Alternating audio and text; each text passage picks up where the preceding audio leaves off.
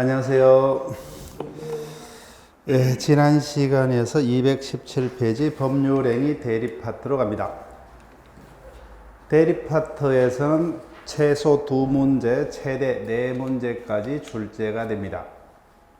자, 그 중에 대리 파트에서도 출제의 유형은 대리 전반을 한꺼번에 묻는 종합적인 지문이 일반적으로 출제가 됩니다. 다만 하나의 논점에서 단일 문제로 5개 지문이 구성되는 경우가 묶은 대리 파트입니다. 그래서 묶은 대리 파트는 묶은 대리 파트에서만 5개 지문으로 한 문제가 온전히 구성이 될 것이고, 그 파트는 사령 문제도 자주 출제가 됩니다.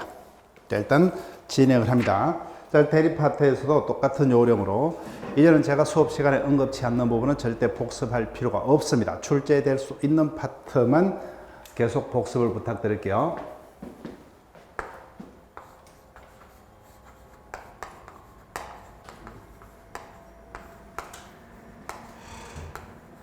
법률 행위의 대리, 즉 우리가 배우고자 하는 대리 제도는 행위자가 원하는 대로 효과가 발생하는 법률 행위에 인정되는 제도입니다.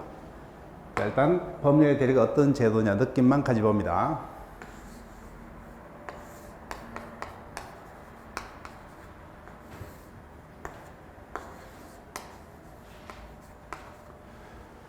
일단은 대리인의 대리 행위가 본인에게 그 효과가 발생을 하려면 첫 번째, 대리인이 본인을 대리할 수 있는 권한인 대리권이 존재해야 됩니다.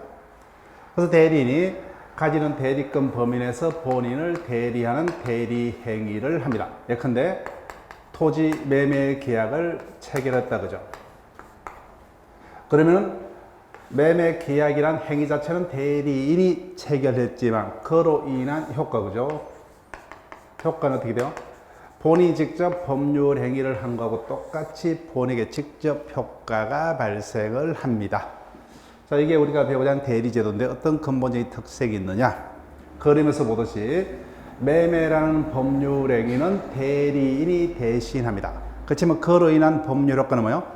본인에게만 발생한다 그죠? 이와 같이 행위자와 그로 인한 법률 효과의 기속자가 달라지는 제도가 대리 제도입니다. 자, 특징 여러분이 쭉 한번 읽어보시고 시험하고는 상관이 없어요. 그래서 3번 대리의 삼면관계가 요겁니다. 즉 대리인의 행위가 본인의 효과를 발생하기 위해서는 뭐예요? 첫 번째, 대리인이 본인을 대리할 수 있는 대리권이 있어야 되죠. 그 대리권을 가지고 대리권 범위 내에서 본인을 대리한 대리 행위가 있으면 그 행위 효과가 본인에게 직접 발생, 어떤 삼각구도로 본인에게 효과가 발생한다 해서 이를 대리의 삼면관계라 칭하고 있습니다. 예, 시험하고는 상관없어요. 자, 넘기면 대리의 기능. 갑이 본인의 이미 대리인이라면 사적 자치의 확장의 기능을 수행을 하고, 갑이 A의 뭐요? 본인의 법정 대리인이라면 사적 자치의 보충의 기능을 담당합니다. 대리제도의 본질 이런 것들 절대 읽어볼 필요 없어요. 학자들만이 필요한 논점이고. 자, 4번 대리의 허용 범위 너무 깊이 있게 보지 마시고, 대리는 제목 그대로 뭐요? 행위자가 원하는 대로의 법률 효과가 발생하는 법률 행위에 한해서 허용되는 제도임이 원칙입니다. 법률 행위 중에서도 뭐요? 매매 등은 다른 자가 대신할 수 있죠. 재산법상의 법률 행위에 한해서만 허용됨이 원칙입니다. 따라서 혼인 등 가족법상 행위를 타인이 대신 결정할 수 없죠. 따라서 신분법상 행위는 원칙 대리가 허용되지 않는다. 원칙 허용되지 않는다. 이런 정도로만 기억하시고, 자, 그 다음에 준법률 행위 중 2번만 체크할게요. 표현행위.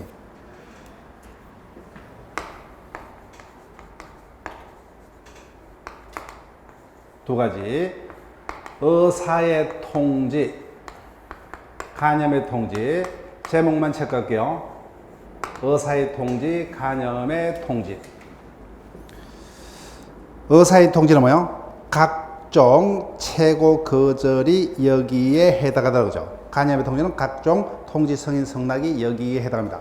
즉 이와 같은 의사의 통지, 간염의 통지는 법률 행위는 아니지만 그 구조가 자신의 어떤 의사 내지 인식을 외부에다가 표현한다는 점에서는 의사표시하고 비슷하기 때문에 이 경우는 대리제도가 허용될 수가 있다가 판례죠. 그래서 법률이 아님에도 불구하고 이 경우는 대리제도가 허용될 수 있다. 혹시나 뭐요? 대리제도의 허용 여부와 관해서 지문이 된다면 이 부분만이 지문화될 가능성이 있습니다.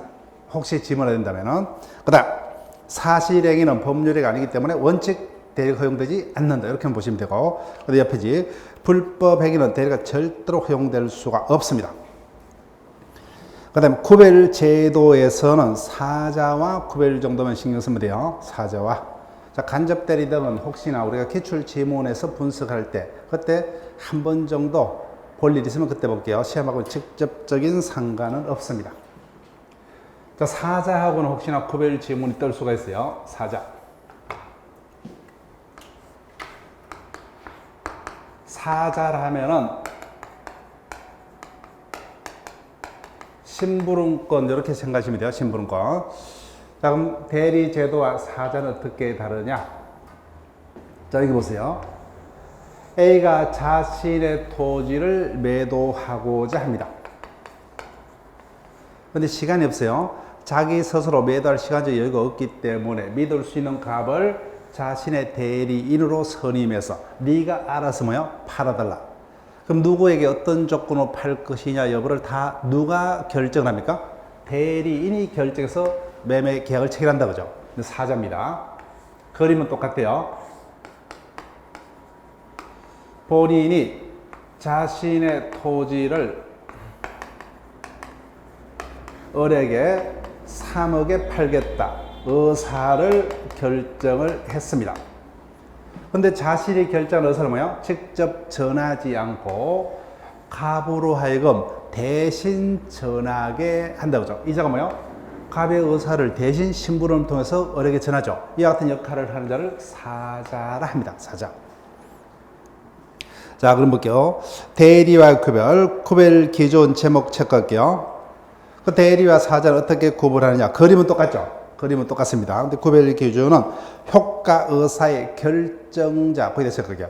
효과 의사를 누가 결정을 하느냐? 그에 따라서 대리와 사자는 근본적으로 달라집니다. 여기 볼게요. 매매를 어떠한 조건으로 누구에게 누가 결정합니까? 대리인이 결정하죠. 근데 사자의 경우는 누구에게 얼마 주고 팔겠다를 다 누가 결정했어요? 본인이 다 결정했습니다. 그래서 효과 의사의 결정자가 누구냐에 따라서 대리와 사자가 달라집니다. 그래서 박스에서 구분해 뒀습니다. 그래서 의사의 결정자가 대리선 대리인이 결정자임에 반해서 사자는 본인이 결정자다 그죠? 그 다음에 능력 체크할게요. 우리 나중에 확인하겠지만 대리는 행위 능력자일 필요 없다 그죠? 다만 최소한 매매를 대리인이 그 조건을 결정하기 때문에 대리인은 의사 능력은 반드시 있어야 합니다. 그 다음에 본인은 뭐요? 아무것도 결정치 않기 때문에 결정 능력인 행위 능력 등은 필요 없죠. 그죠? 필요 없습니다. 근데 사자의 경우는 누가 다 결정합니까? 누구에게 얼마를 받고 팔겠다. 그죠? 본인이 결정하죠. 본인이 행위 능력 등이 다 있어야 된다. 사자는 단순히 심부름만 하기 때문에 아무런 능력이 필요 없습니다. 그 다음에 허용 범위. 대리는 법률 행위에 허용된다. 그죠? 근데 사자는 사실 행위에도 허용이 될 수 있다. 그 다음에 하자의 기준 체크할게요. 하자의 기준. 그래서 매매 계약이 대리인과 상대방 사이에 체결됐습니다. 근데 그 체결된 계약을 보니까 착오, 사기, 강박, 그죠? 허위 표시, 비질이 표시 등의 문제가 있습니다. 착오 상태에 빠져서 계약을 체결했다. 타일부터 뭐예요? 사기, 강박 당해서 계약을 체결했다. 허위 표시했다. 그죠? 이런 것들이 문제가 될 때 착오가 있었다, 사기가 있었다. 다 누구를 기준으로 판단할 수밖에 없어요? 행위자인 대리인을 기준으로 판단한다. 그죠? 그래서 대리에서는 착오에서 계약을 체결했다. 착오 요모 등이 문제될 때는 행위자인 대리인이 기준이 됩니다. 근데 사자의 경우 매매 계약에 착오가 있었다. 그죠? 사기가 있었다. 당연히 누가 기준이에요? 매매 여부를 누가 결정합니까? 본인이 결정하죠. 따라서 본인을 기준으로 판단을 합니다. 왜 이렇게 했는지 아시겠죠? 매매의 의사를 누가 결정해요? 대리인이 결정하니까 대리인이 착오에 빠서 그 같은 잘못된 의사를 결정했느냐 그죠? 사자는 본인이 결정했기 때문에 본인이 착오에 빠서 그 같은 의사를 잘못 결정했느냐. 따라서 대리선 대리인이 기준, 사자에서는 본인이 기준이 될 수밖에 없습니다. 자, 마지막 의사의 현결 논점은 안 보셔야 돼요. 자, 그 다음 대리의 종류도 제목 정도만 쭉 우리가 확인을 할 수 있으면 돼요. 대리인에는 크게 임의대리와 법정대리 두 가지 종류가 있더라, 그죠?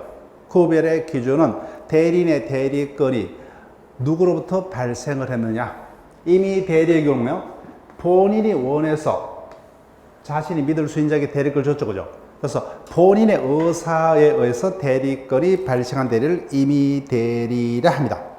따라서 임의대리는 대리건이 본인의 숙건행위, 체크할게요. 숙건행위. 즉, 숙건행위라는 단어는 어디에만 가능해요? 임의대리에만 등장한다, 그죠? 법정대리는 숙건행위라는 단어 자체가 없습니다.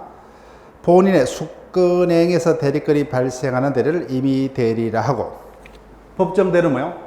당연히 대리인의 대리건이 어디로부터? 법으로부터, 그죠? 법률 규정에 의해서, 그죠? 법에서. 법정 대리는 법률 규정에 의해서 둘째 줄, 그죠? 그거 체크하시면 돼요. 둘째 줄 가운데. 법률 규정에서 대리인에게 대리건이 발생한 대리를 법정 대리라 합니다. 자, 구별의 실익은 우리가 복대리에서 볼게요. 그 다음, 능동, 수동으로 합니다. 한문 그대로. 능동은 대리인이 뭐예요? 능동적으로 본인을 위하여 의사를 대신 결정할 수 있는 대리를 능동대리. 즉, A가 네가 알아서 팔아달라 그랬죠. 누구에게 얼마를 받고 팔 것이냐 의사를 누가 능동적으로 결정해요? 대리인. 이 같은 대리인을 능동대리. 수동대리를 하면은 반대로 뭐예요? 소극적으로 본인을 위하여 상대방의 의사를 뭐예요? 수령하는 대리를 수동대리라 합니다. 수동대리. 근데 문제는 셋째 줄 체크할게요. 특별한 사정이 없는 한 능동 대리권을 가진 대리인은 관련된 수동 대리권도 아울러 가진 것이 원칙이다, 그죠? 가진 것으로 본다, 그죠? 그 부분 이해하시면 돼요. 자, 보세요. 본인이 네가 알아서 팔아달라. 대리인은 계약 체결까지만 합니까? 체결됐다면 상대로부터 본인을 대신해서 계약금 중도금도 대신 받을 수 있는 게 원칙이에요. 후작 원칙이죠. 그래서 능동 대리는 관련된 수동 대리권도 같이 가진 게 원칙이라는 겁니다. 그 다음에 마지막에 그래서 갑이 A를 대리하여 A 소유 토지를 이렇게 매도하는 계약을 체결했다, 그죠? 그때 정상적인 대리권을 가지고 이게 뭐야? 유권 대리. 대리권도 없이 뭐야? 본인을 대리해서 매매 계약을 체결했다. 뭡니까? 무권 대리. 시험 문제는 어디였어요? 무권 대리에서. 유권 대리에서는 절대로 출제가 될 수 없다. 왜요?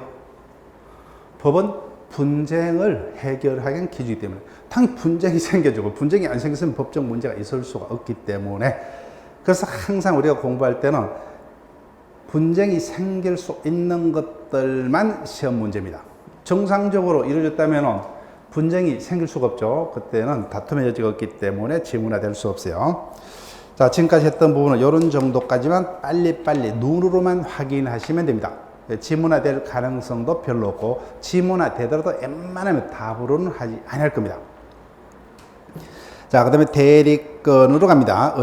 즉 대리건은 뭐예요? 권리가 아니라 권한이다. 확인만 하면 하시고, 자, 이 페이지로 갑니다. 대리건의 발생 원인.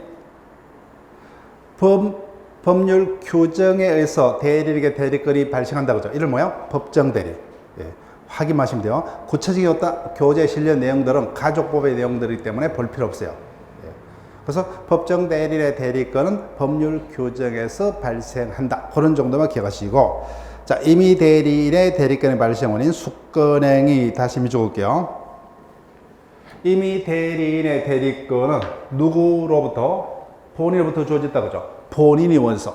따라서 대리건을 수여하는 본인의 법률행위를 뭐요? 숙건행위를 한다, 그죠? 숙건행위. 교과서 부분을 이런 식으로 표시할게요. 임의 대리건은 본인의 대리건을 수여하는 본인의 법률행위 밑줄 그으시고 뭐요? 가로치고 숙건행위 이렇게 적으시면 되죠, 그죠? 예. 그래서 법률행위에서 발생하는 대리를 뭐요? 임의 대리. 구체적으로 대리권을 수여하는 본인의 법률행위를 수권행위를 한다고 하죠. 즉 수권행위에서 발생한 대리를 임의대리라 합니다. 자, 수권행위의 법적 성질 등은 더 볼 필요 없고 니엇 수권행위 방식은 제한이 없죠. 따라서 가로 부분 불효식 행위다 적었어요. 따라서 반드시 위임장을 작성할 필요 없죠. 위임장도 백지임장식도 가능하고 뭐요? 명시적, 묵시적, 불문한다 그죠? 예. 그 다음 독자성 여부 신경 쓰지 마시고 제일 밑에 수권행위의 하자 체크할게요. 수권행위 하자. 대리권을 수여하는 수권행위는 누가 합니까? 본인이 한다 그죠? 그래서 수권행위에 착오, 사기, 강박 등이 문제가 됩니다. 그럼 이와 같은 착오, 사기, 강박 등이 있다 없다는 당연히 누구를 기준으로 수권행위 누가 합니까? 본인이 하죠 그죠? 그래서 본인을 기준으로 판단한다. 체크가 둘째 줄. 수권행위 하자는 본인을 기준으로. 즉 대리권을 수여하는 행위는 본인이 하고 있죠. 수권행위는 본인이 하고 있기 때문에 착오에 빠져서 뭐요? 잘못 대리권을 수여하는 수권행위를 했다 그죠. 사기당해서 일정한 적에 대리권을 수여하는 수권행위를 했다. 여하튼 착오, 사기, 강박 등이 문제될 때 그 사실은 행위자인 본인을 기준으로. 수권행위에 문제가 있으면 뭐요? 107조 이하 그 규정이 그대로 적용됩니다. 따라서 무효 사유가 있다면 뭐요? 수권행위가 무효가 되기 때문에 대리인 행위는 뭐요? 결론 무권 대리가 될 수밖에 없죠. 이렇게 됩니다. 자, 대리권의 범위 종료 표시하시고 지금까지 쭉 우리가 확인했던 바는 출제 안 될 가능성이 더 많아요. 근데 대리권의 범위는 거의 매번 출제가 된다 보시면 돼요. 5개 지문 중에 대리권의 범위에 관한 지문은 거의 포함이 됩니다. 그런데 문제는 법정 대리인의 대리권의 범위는 문제되지 않습니다. 법에서 규정을 두고 있기 때문에. 그런데 문제는 임의 대리인이다 그죠? 임의 대리인의 대리권의 범위가 어떻게 될 것이냐는 겁니다. 임의 대리인의 대리권 범위. 그런데 문제는 임의 대리인의 대리권은 수권 행위에 의해서 대리권이 발생하기 때문에 그 범위도 뭐요? 임의 대리인이 가진 대리권 범위도 어디에서요? 수권 행위에서 정해지죠.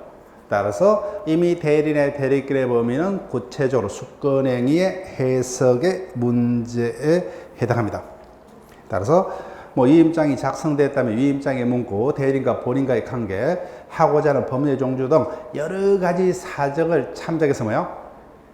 최종적으로 문제되면 법원에서 임의 대리인의 대리권의 범위를 해석을 합니다. 그래서 박스 부분을 정확히 기억하셔야 돼요. 박스 부분.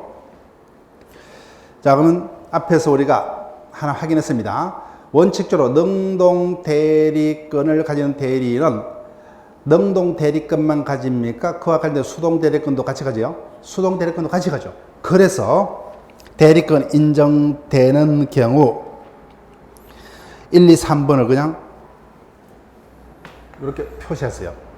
1, 2, 3번 한꺼번에 묶어서 1, 2, 3번을 자 볼게요. 앞에서 금방 설명했어요. 능동 대리는 관련 수동 대리권도 같이 가는 게 원칙이죠. 자 그럼 해석해 볼게요. 첫 번째, 토지 매매 계약 체결의 대리권을 받는 자. 그럼 뭐요? 능동적인 계약 체결뿐만 아니라 관련된 뭐요? 상대방도 중도금, 잔금도 대신 수령할 수 있고 다 받다면 이전 넘겨줄 수동 대리권도 같이 가진다 그죠? 예, 같이 가진다. 그래서 2번도 똑같대요. 계약 체결과 이에 관한 포괄적 대리권을 수여받은 자는 뭐요? 그 상대방의 요청이 있으면 대금 지급기일도 연기해 줄 권한이 있다 그죠? 그래서 3번까지 똑같죠. 한마디로 뭐요? 능동 대리인은 관련된 뭐요? 수동 대리권도 같이 가지는 거. 따라서 계약 체결의 대리권을 가지는 뭐요? 체결된 계약에 이행과 관해서 상대로부터 중도금, 잔금 등도 대신 받을 수 있다 그죠? 상대방 요청이 있으면 기일도 연기해 줄 권한도 같이 하는 게 원칙이라는 겁니다. 원칙. 근데 오른쪽 대리권 인정되지 아니한 경우, 자 우리 나중에 보겠지만 행위는 누가 합니까? 대리인이 하죠. 근데 그로 인한 법률 효과는 누구에게만? 본인에게만 그죠. 다시 해제권을 적을게요. 해제권. 해제권 옆에다가 이렇게 표시하시고 뭐요? 취소권도 같이 적을게요. 취소권. 대리인의 행위 뭐예요? 해제 사유겠다. 법률 효과죠. 그럼 해제할 것이냐, 취소할 것이냐는 것은 누구만이 결정할 수 있다? 원칙 본인만이 결정합니다. 그러니까 대리인은 해제할 거나 취소할 거나 없다는 거예요. 왜요? 법률 효과이기 때문에. 법률 효과는 누구에게만? 본인에게만. 대리인은 뭐예요? 행위만 대신할 뿐 그 효과는 누구에게만? 본인에게만 발생하기 때문에. 따라서 대리인이 뭐예요? 체결된 계약을 해제할 권한은 없다, 그죠? 해제할 권한 없다. 제일 많이 떴던 거예요. 취소할 권한도 없습니다. 그 다음, 두 번째, 2번요. 부동산을 매수할 수 있는 대리권만 받았죠, 그죠? 근데 매수한 부동산을 처분할 대리권 없다는 겁니다. 그럼 세 번째, 타인의 부동산을 경락을 받아달라는 대리권을 받았다, 그죠? 뭐 경락 받으면 끝났죠. 그런데 채권자의 강제경명 신청 취하에 통해서 없던 것으로 할 권한 없다, 그죠? 없던 걸 할 권한 없다. 그 다음에 4번도 단골 주제죠. 대여금 영수 권한만 가진 대리인이 그 일부를 뭐요? 면제할 권한은 없다랍니다. 마지막으로 예금 계약의 체결의 대리권만 가지고 뭐요? 체결된 예금을 담보로 대출받을 권한은 없답니다. 없다. 자, 그 다음 동그라미 2번요. 이미 대리인의 대리권의 범위에 관한 보충 규정입니다. 자, 118조. 권한을 정하지 않은 대리인은 단 각호 행위만 할 수 있다. 그래서 대리인에게 대리권이 있긴 있는데 뭐요? 그 범위가 구체적으로 정해지지 아니한 경우. 대리권의 범위가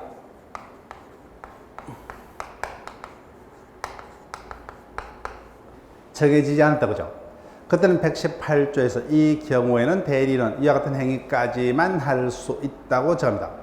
그래서 118조 1호, 2호를 이렇게 갈로 치세요. 갈로 치셔서 앞에다 큰 제목, 관리행위 이렇게 적게요. 관리행위. 저 권한의 범위가 분명치 않은 대리인은 어디까지면요? 관리행위까지만 할 수가 있습니다. 관리행위 중에서 1호, 보존행위. 보존행위는 제한이 없죠, 그죠? 따라서 보존행위는 무제한적으로 허용이 됩니다. 근데 두 번째, 이용 계량 행위는 보니까 뭐요? 무제한적이 아니라 대리의 목적인 물건이나 권리의 성질을 변치 아니한 행위까지만, 그죠? 그래서 이용 계량 행위는 아무리 뭐요? 본에게 유리하더라도 그 성질의 변화를 가져오는 것은 허용되지 않습니다. 그럼 이와 같은 관리 행위를 벗어나는 행위는 뭐예요? 처분행위를 한다, 그죠? 처분행위. 따라서 권한의 범위가 분명치 않은 대리인은 처분행위를 할 권한이 없죠. 그런데도 위반해서 뭐예요? 이와 같은 처분행위를 했다, 그죠? 그럼 어떻게 되느냐? 처분행위를 할 대리권이 없죠. 대리권도 없이 이와 같은 행위를 대리했기 때문에 뭐예요? 유권 대리가 아니라 뭐예요? 무권 대리가 된다, 그죠? 무권 대리가 됩니다. 자, 볼게요. 개념. 수권행위 해석을 통해서 구체적으로 대리인의 대리권의 범위를 확정할 수 없는 경우, 그때 뭐요? 대리는 둘째 줄 관리행위까지만 할 수 있다, 그죠? 예. 처분행위는 하지 못합니다.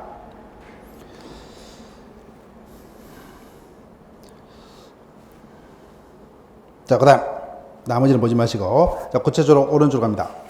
보존행위는 제한 없이. 왜? 재산의 현상 유지를 목적으로 하는 행위이기 때문에 본인에게 100% 유리하죠.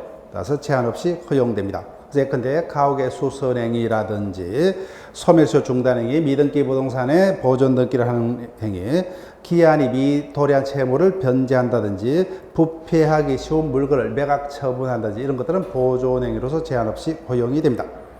그 다음 니은 이용 계량 행위는 아무리 유리하더라도 성질이 변하지 아니한 범위 내에서만 허용이 됩니다. 그 중에 이용 행위라는 것은 수익 도모를 목적한 행위, 즉 본의 물건을 타인에게 임대해서 차임을 받는다든지, 그죠? 본의 이자를 타인에게 금전을 빌려줘서 이자를 받는다든지 이런 것들을 말하고, 그 다음에 계량 행위라면 가치 증가를 가져오는 행위, 즉 가옥을 뭐요? 고급으로 장식한다든지 본인이 무이자로 빌려준 것을 이자로 바꾼다든지 이런 것들이 허용이 됩니다. 따라서부터 먼저 볼게요. 따라서 아무리 유리할지라도 뭐요? 성질의 변화를 가져오는 것. 즉 예금을 주식으로 사채로 하는 거 안 된다 그죠? 논을 밭으로, 논을 대지로 그죠? 아무리 유리하더라도 성질의 변화를 가져오기 때문에 허용될 수가 없습니다. 그 다음에 리얼요. 손댈 필요 없죠. 따라서 관리행위 아닌 처분행위, 매매, 담보대출, 그죠? 저당권의 설정, 채무 면제, 이행자 또는 채무의 변제 이런 것들은 본의 허락이 없으면 허용되지 않습니다. 자, 대리권의 범위와 관한 지문을 볼게요. 기출지문. 대리권의 범위에 관한 설명 중 옳지 아니한 것은? 자, 그러면 항상 객관식 문제를 풀 때는 뭐요? 앞으로는 의도적으로 마지막을 먼저 읽어보세요. 마지막을. 자, 마지막을 먼저 볼게요. 상대방에 대해서 약정된 매매 대금 지급기를 연기해 줄 권한도 있다. 그럼 느낌 왔다 그죠? 앞부분 알거더라도 이거는 맞겠다 그죠? 총체적으로 읽어볼게요. 매매계약 체결 이행해서 포괄적으로 대리권을 수받는 대리인은 특별한 사정이 없는 상대방 요청에 따른 대금 지급기를 연기해 줄 권한도 있다. 항상 객관식 뭐예요? 결론 부분을 속이기 때문에 결론 부분을 일단 먼저 보면은 일단 대충 짐작이 됩니다. 하여튼 결론 부분을 먼저 보고 앞부분을 보는 습관을 기를게요. 뭘 묻고 있는지를. 자, 그 다음에 두 번째, 2번도 보니까 뭐예요? 잔대금을 수령할 권한도 있다니까 이것도 맞겠다, 그죠? 자, 볼게요. 매매계약 체결에 걸어있는 대리는 특별한 사정이 없는 그 잔대금을 수령할 권한도 있다. 즉, 수돈 대리권도 가진 게 원칙입니다. 근데 3번 질문 아직 확인 안 했어요. 나중에 하겠지만, 일반적으로 인감증명서만의 교부는 대리권 수여로 보지 않는다. 맞습니다. 자, 그 다음. 해제할 권한 체크하시면 되죠. 그럼 끝났죠, 그죠? 해제할 권한 없더라, 그죠? 해제할 권한 없다. 즉, 계약 체결의 대리권을 가진 대리는 체결된 계약을 해제할 권한은 없다. 그 다음. 5번. 가운데 보니까 대금 일부를 면제할 권한은 없죠. 그러면 확인됐죠. 총체를 볼게요. 대예금 수령 권한을 이임받은 대리인이 대금 채무 일부를 면제할 건 없죠. 그 면제하기 위해서는 다시 본위부터 특별한 수건이 필요하다. 그죠? 예, 맞습니다. 자, 앞으로는 일단은 처음에는 좀 시간이 걸릴 수 있더라도 우리가 객관식을 풀 때는 먼저 결론 부분을 먼저 한번 눈으로 보고 그죠? 그 결론 부분 보면 대부분 내가 배웠던 게 그죠? 기억이 나면 거기서 그 답이 정해져 있어요. 예. 그래서 좀 불안하면 앞부분을 한번 가면 돼요. 예. 즉, 객관식 문제는 대부분 결론 부분의 순속입니다. 그래서 직권 기출 문제를 보니까 한 줄 아니면 두 줄밖에 안 되죠. 그래서 크게 길지 않기 때문에 문제는 없지만 지문이 두 줄, 세 줄 되면 뭐요? 다 읽다가 뭐요? 중간에 읽다가 뭘 읽은지 앞부분이 또 헷갈리기 때문에 또 돌아가고 또 돌아갈 가능성이 많죠. 그때 어떻게 해요? 결론 부분을 먼저 보게 되면 그럴 가능성이 별로 없다는 겁니다. 결론 부분에서 다 거의 짐작이 되기 때문에. 자, 대리권의 제한으로 갑니다.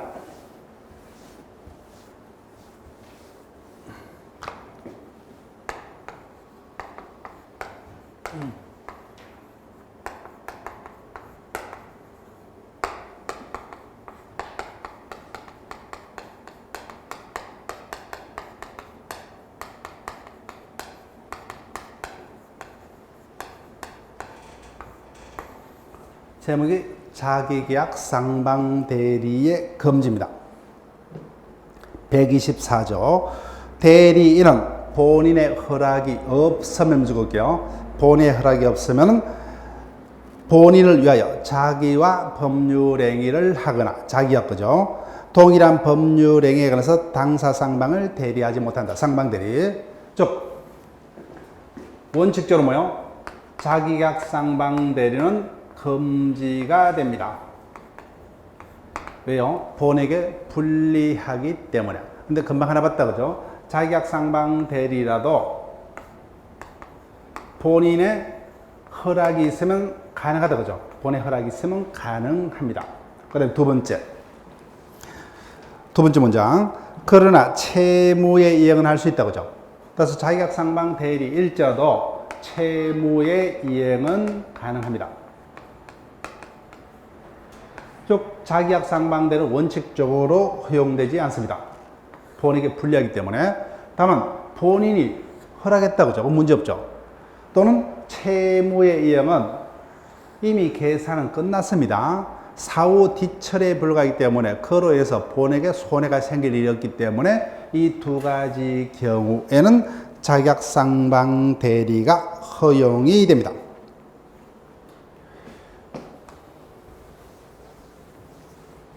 그래서 원칙적으로 뭐요? 이와 같이 자기약상방 대리는 이 두 가지 경우를 제하고는 허용되지 않습니다. 그럼에도 불구하고 뭐요? 위반을 해서 자기약상방 대리에 해당하는 행위를 했다. 어떻게 될 것이냐? 예외적인 본인의 허락 또는 채무의 이행이 아닌 경우는 자기약상방 대리는 허용되지 않죠. 이를 할 권한이 없다 그죠? 따라서 그럼에도 불구하고 이와 같은 행위를 했다면 결론 권한 없는 무건대리가 됩니다. 그래서 마지막 줄 무건대리가 된다. 체크할게요. 이 바람에 무건대리가 됩니다. 자, 넘깁니다. 자기약상방대로 원칙적으로 금지되지만 예외적으로 본인의 허락이 있거나 채무의 이행은 가능합니다. 자, 채무의 이행이 왜 가능하냐 설명드릴게요. 채무이행은 이미 계산은 끝난 상태입니다. 이때 채무라면 뭐요? 이런 어떤 의미가 포함되어 있는 거예요. 기한이 도래했고 뭐요? 다툼이 없답니다. 다툼이 없어요. 기한이 도래한 다툼이 없는 채무는 뭐요? 이행을 하더라도 본인에게 전혀 손해가 없죠. 이미 계산은 끝났기 때문에. 그래서 자기약상방 대리가 가능하다는 겁니다. 자, 그러면 소개를 해드려 볼게요.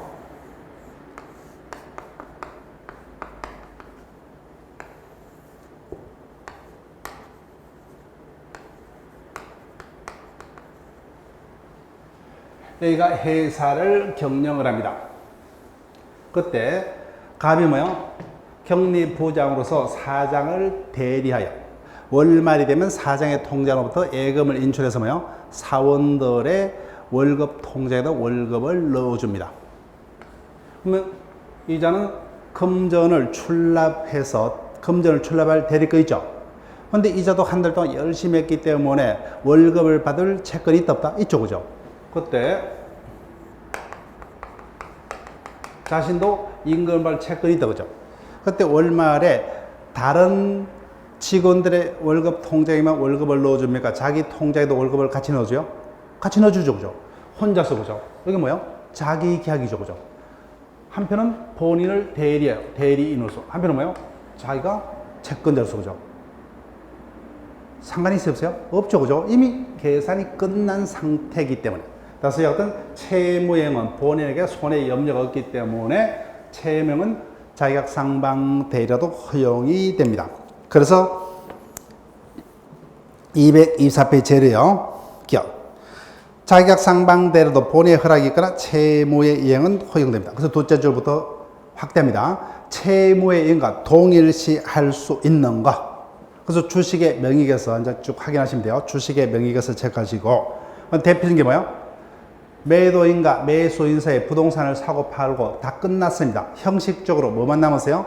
매도인 앞으로 된 이 등기로 뭐예요? 매수로 넘기는 이전 등기만 남았다, 그죠? 여하튼 이전 등기를 하기 위해서 각각 따로따로 법무사를 고용하는 게 아니죠. 한 명의 법무사를 고용해서 끝낸다, 그죠? 그래서 가능합니다. 그 다음에 셋째 줄. 재판이 끝났습니다. 강제 집행 재판이 끝나버렸어요. 그래서 이제 경락된 물건부터 배당금을 받아서 뭐요? 1인의 변호사가 법원의 재판 내용에 따라서 채권자하고 채무자에게 나눠준다, 그죠? 문제 없죠, 그죠? 문제 없습니다. 그 다음에 마지막에 사채 알선업자가 대조와 차조를 쌍방을 대서 계약을 체결하는 행위 상관이 없다는 겁니다. 그렇지만 리언체각이요. 따라서 채무의 이행일자도 뭐요? 새로운 어떤 이해 충돌의 염려가 있는 행위들은 허용되지 않습니다. 대표적인 게 대물 변제, 경계, 다툼이 있는 채무의 이행, 기한이 미도래한 채무이행, 그 다음에 항변권이 붙은 채무이행 등은 새로운 이해 충돌 염려가 있기 때문에 허용되지 않죠. 그래서 채무이행이라면 기한이 도래한 다툼이 없는 채무행위 가능하다는 겁니다. 자, 그럼 여기서 판례 문제가 뜬다면 밑에 박스요. 이미 우리 시험도 몇 차례 지문이 됐어요. 첫 번째, 한 명이 두 명 이상으로부터 동일한 부동산을 경매받아달라는 대리권을 한꺼번에 받았습니다. 가능합니까? 불가능해요? 불가능하죠. 불가능합니다. 따라서 이와 같은 행위는 무효가 됩니다. 자, 그 다음 2번요. 왜 자기계약 상방대리는 금지가 된다? 본인에게 불리함으로. 자기계약 상방대리일지라도 본인에게 유리한 것은 당연히 허용이 됩니다. 자, 볼게요. 갑이 자신 소유의 부동산을 자식에게 정려를 하고자 합니다. 근데 자식이 보니까 뭐예요? 미성년자예요. 행위능력이 없죠. 그때 아버지가 뭐예요? 한편은 정려자로서, 한편은 뭐예요? 자신이 자식의 대리인으로서, 그죠? 자식이 수정자죠. 그래서 자식을 대해서 혼자서 정려 계약을 체결합니다. 여기 뭐예요? 자기계약이죠. 그렇지만 본인인 자식의 유리입니까? 불리요? 100% 유리죠. 따라서 당연히 허용이 된답니다. 그 다음에 적용 범위. 이와 같은 자기계약 상방대리, 검전은 임의대리, 법정대리 모두에게 적용이 됩니다. 자, 그 다음에 공동대리 제한. 자, 우리가 법인 파트에서 배웠던 걸 떠올려볼게요. 법인의 이사가 여러 명인 경우 공동대표가 원칙이었다, 각자 대표가 원칙이었다? 각자 대표죠. 이건 똑같습니다. 본인에게 대리인이 여러 명인 경우 법조문 제목 밑줄 그었고요. 각자 대리가 원칙이다, 그죠? 각자 대리 밑줄 그으시고 각자 대리를 원칙으로 합니다. 그러나 법률 또는 속건행에 달리 정한 바가 있다면 뭐야? 그때는 그러하지 않다. 그때는 공동으로 대리해야 됩니다. 자, 그래서 나머지 내용들은 보지 마세요. 그래서 각자 대리가 원칙이다, 그죠? 다만 법률 또는 속건행에 달리 정한 바 있다면 그때는 공동으로 대리를 해야 되고, 제일 밑에 위반의 효과 체크할게요. 그래서 공동 대리를 해야 됨에도 불구하고 뭐요? 공동 대리인 중 한 명이 단독으로 본인을 대리했다. 단독으로 대리할 권한이 있다 없다? 없죠, 그죠? 그래서 무권 대리가 된다. 무권 대리가 된다고 체크할게요. 자, 그 다음에 대리권 남용으로 갑니다. 대리권 남용 개념은 당연히 기억하셔야 돼요. 대리권 남용 효과까지. 대표가 대표권 남용했을 때 뭐야? 대표권 남용. 대리인이 자신의 대리권 남용해서 대리권 남용 똑같습니다. 자, 여기 볼게요.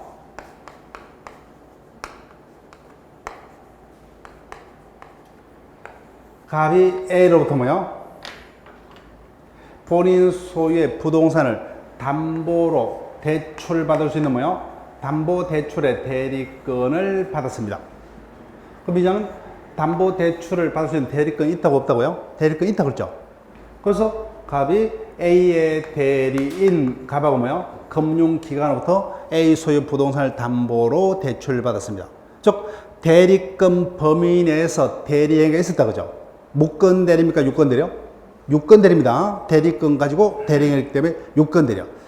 근데 문제는 대리 역시 본인을 대리해서 담보 대출을 받았다면 우리 상식적으로 그 돈은 누구의 이익을 해서? 본인의 이익을 해서, 그죠?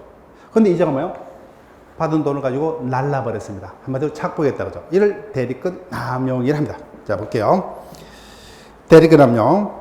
대리권 범위 내에서 대리 행위를 했다, 그죠? 즉 절대로 무권 대리가 아닙니다. 유권 대리요. 실질적으로는 본인의 이익이 아닌 자기 등의 이익을 도모하기 위해서 본인을 배신한 대리의 대기를 대리권 남용, 임의대리, 법정대리 모두의 문제가 됩니다. 효과. 자, 볼게요. 효과. 원칙. 그래서 약정한 기일날 본인은 대리인이 대출받은 돈을 은행에다가 갚아야 돼요, 안 갚아야 돼요? 갚아야 되죠. 예, 원칙 유효입니다. 자, 그래서 이자 갖고 날랐어요. 그래서 은행에서 약속한 날짜에 돈을 갚으라고 요청하니까 뭐예요? 본인이. 나는 대리인으로부터 그 돈을 받은 바가 없다는 거예요. 없다. 그럼 어떡합니까? 은행은? 야, 그것은 니하고 대리인의 내부 문제지. 나는 대리인에게 돈을 내어줬다, 그죠? 대리인의 행위는 법적으로 다 누구 행위입니까? 본인 행위요. 이자가 대리인에게, 앞에서 봤어요. 대리인은 어떤 거랑까지? 수동 대리권도 있죠, 그죠? 그래서 대리인에게 대출금을 내어줬다는 것은 누구에게 내어준 거예요? 본인에게 내어준 거예요, 법적으로. 그래서 대리인이 뭐예요? 어느부터 대출금을 받았다면 본인이 받은 겁니다. 근데 내부적으로 뭐예요? 갖고 날라서 자기들의 문제예요. 그러니까 은행에서 뭐예요? 그것은 너희들의 문제지. 네가 이자를 뭐예요? 형사 고소하든 불법의 책임을 못 다. 그건 내부적인 문제고, 나는 대리에게 뭐예요? 약속대로 돈을 내어줬기 때문에 뭐예요? 갚아라, 그죠? 누구 말이 맞아요? 당연히 은행 말이 맞죠. 즉 대리인의 대리권은 뭐예요? 계약 체결의 대리권뿐만 아니라 수동 대리권도 가지고, 그죠? 그래서 이자가 계약 내용대로 대출금을 누구에게 줍니까? 대리인에게 주죠, 그죠? 그럼 누구에게 준 거예요? 법적으로? 본인에게 준 겁니다. 자기가 받은 거예요. 그러니까 갚아야 됩니다. 따라서 원칙 유효입니다. 원칙 유효. 다만 애적으로 무효입니다. 이자를 벌 필요 없어요. 이미 뭐예요? 상대방이 대리인이 대리권을 남용하고 있다는 사실은 뭐예요? 이미 알았거나 또는 뭐예요? 알 수 있었던 경우는 그때는 대리권 남용 행위는 본인에게는 무효가 됩니다. 자, 효과 볼게요. 대리권 남용. 첫째 줄 마지막에 원칙적으로 유효 착각이 원칙적으로 유효입니다. 다만 상대방이 대리인의 배명으로 뭐야? 알았거나 알 수 있을 경우에. 그럼 어디다가 체크하실래요? 알았거나에 체크합니까? 알 수 있을 거나에 체크해요? 알 수 있을 경우다, 그죠? 알 수 있을 경우 당연히 알았다를 포함하기 때문에 알 수 있을 경우에는 무효입니다. 근데 대리권 남용이라는 단어 자체가 법조문에 없어요. 그래서 대표적인 게 뭐예요? 원칙 유효. 알았거나 알 수 있는 무효. 이게 우리가 지난주에 배웠던 비진입 표시죠. 그래서 대리권 남용은 원칙적으로 비진입 표시에 107조로 유추 적용해서 판단한다는 겁니다. 자, 그래서 밑에 그 판례요. 볼게요. 진이 아닌 의사표시가 대리인에 의해서 이루어지고 대리인의 진위가 본인의 이익이나 의사에 반해서 자기 또는 제3자의 이익을 위한 배임적인 것임을 상대방이 뭐야? 알 수 있었을 경우에는 107조를 유추 적용해서 뭐야? 본인에게는 효과가 없다, 그죠? 본인은 책임지지 않는다는 거. 예적으로 상대방이 알았거나 알 수 있었을 경우에. 자, 그럼 매일 문제 펴보세요.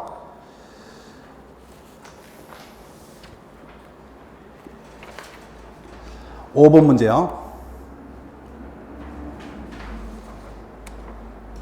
자기계약과 쌍방대리에 관한 설명 중 틀린 것은? 찾으셨죠? 예. 자기계약 쌍방대리에 관한 설명 중 틀린 것은 1번. 본인이 허락한 경우에는 자기계약 쌍방대리 허용되죠, 그죠? 본인이 허락한 경우는 유효하다. 맞습니다. 2번. 자기계약 쌍방대리 검열은 임의대리, 법정대리 모두에 적용된다, 그죠? 그 다음.